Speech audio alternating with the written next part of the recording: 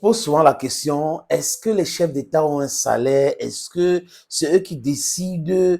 Le pays les appartient? C'est faux. Le pays appartient au peuple. Le pays n'appartient pas à un chef d'État, même à un roi. Le pays appartient au sujet. Et ce sont ceux-là qui font tourner le pays. Quand on parle d'endettement d'un pays, on ne parle pas de l'endettement d'un président. Mais le président peut avoir des stratégies chaotiques, économiques, qui mettent le pays à genoux. Jusqu'à là, c'est le peuple qui va payer le prix, les amis. Donc, c'est le peuple qui est souverain. Quand les gens vous disent autre chose, c'est mal connaître le fonctionnement. Et if you lack education, an accurate education, you are an impediment to the development of your society. If you lack information, accurate information, it is also going to be an impediment in the development of your society. Thank you, friends, for watching vids on this platform. This is your Ikuna man, Yongi man, your Bamenda man, your Bakwere man, and proudly so your Anglophone brother. Le salaire des chefs d'État africains sont souvent très exorbitants. C'est-à-dire que si vous comparez avec le salaire, vous pouvez aller sur les moteurs de recherche, chercher, faire le travail. C'est que ceux qui me regardent sont des gens super, super intelligents. Certains sont même mieux informés.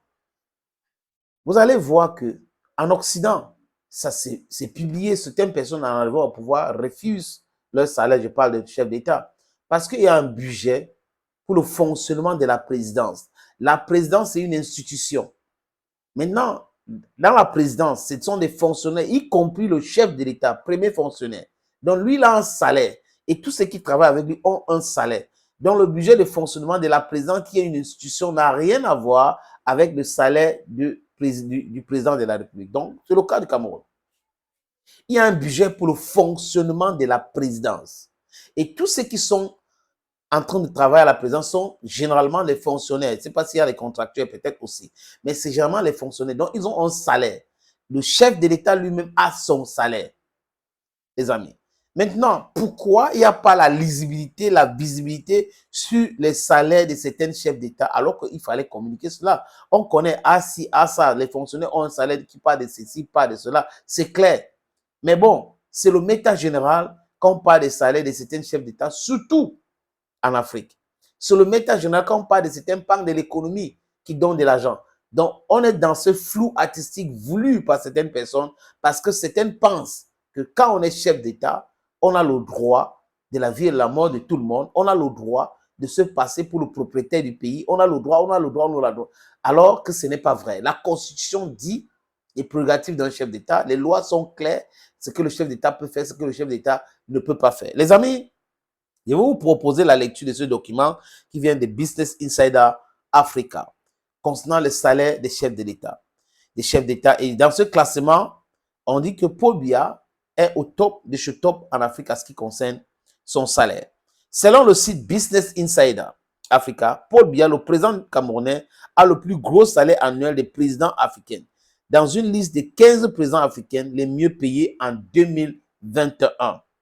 D'après des données issues du site web du FMI, de CIA World Fact Book, Paul Biya a un salaire annuel de 620 000 $. Donc 620 000 $. Wow. À peu près 621 000 $. Parce qu'on parle de 620 976 000 $, soit combien, les amis?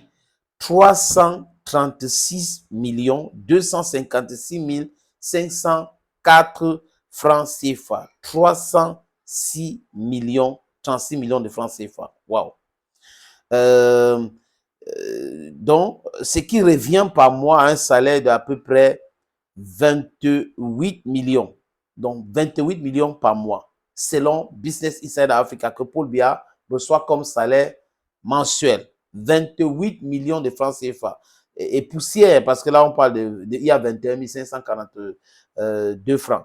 Avec un tel salaire excessif, Paul Biya gagne 235 fois ce qu'un Camerounais moyen gagne par mois. Salaire moyen au Cameroun en 2021 est à peu près 129 000 francs CFA.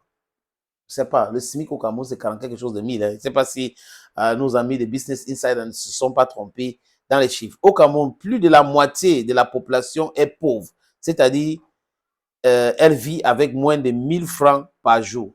Je ne suis pas d'accord. Pas plus de la moitié. La totalité des Camerounais, parce que si on prend les différents rapports, que 500 000 personnes sont riches et autres, ça veut dire que le reste, ce sont des pauvres. Et 500 000 personnes ne représentent rien sur 30 millions, sur 35 millions. Donc, des gens sont pauvres au Cameroun. Mais seulement la différence, c'est qu'ils peuvent se manger, il y a la culture, il y a donc la nourriture ne manque pas pour l'autre là au Cameroun. Les gens font tout pour manger. Donc, du coup, il y a des choses qui peuvent arriver. Une économie de 80% qui est dans le secteur informel. Un taux de chômage très élevé, jeunes 55%. Un sous-emploi évalué à 70%. Il y a la chaîne CATV Web qui a fait publier un document PNG en disant que 600 jeunes, de quoi 600 000 jeunes manquent recherche l'emploi au Cameroun. Et il y a des gens qui ont dit, mais attends, ça c'est la provocation ou quoi?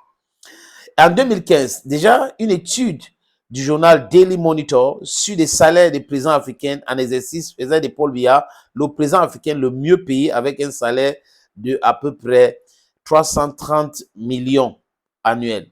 Biya a toujours rendu secret son salaire de président. Il gère le pétrole camerounais depuis le palais présidentiel d'une opacité avec existence des caisses noires. Le FMI et la Banque mondiale dans les différents rapports ont indiqué que les revenus pétroliers n'étaient pas tous déclarés par le gouvernement camerounais. Et en 2014, Jeune Afrique indiquait que le salaire officiel de Paul Biya était le plus petit salaire des présidents africains, soit 200 €, à peu près 131 000 francs CFA. Donc, les amis, voilà Business Insider qui donne les détails. Et après, on a Jeune Afrique qui avait donné sa part de détails.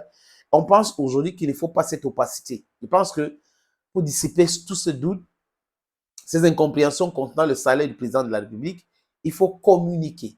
Ça s'appelle la transparence.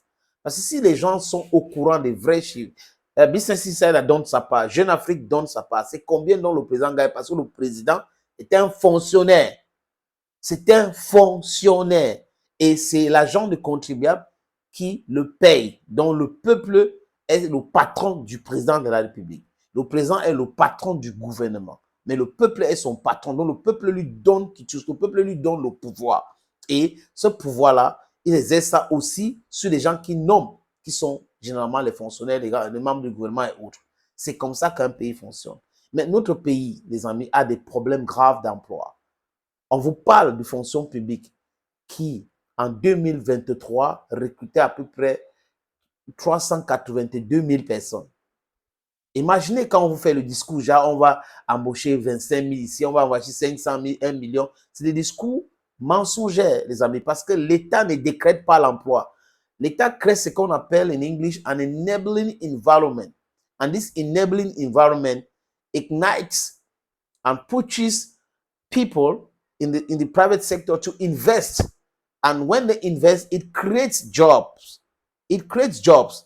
It is not by decree. Are the conditions to create jobs and industries in Cameroon favorable? That is the question. That is what the government is supposed to be doing. Rather than coming and making speeches and telling people that this year we'll have this number of jobs without any visibility study being done. Thank you, friends. Thank you for always watching videos on this platform. This is your Anglophone man, your Bamenda man, your Ngi man, your Ekuna man, your Bakwere man. I'm proudly so. As I tell now, I start now. I'll be Anglophone again. Anglophone, Anglophone, Anglophone. 1 million% Anglophone. Bye-bye.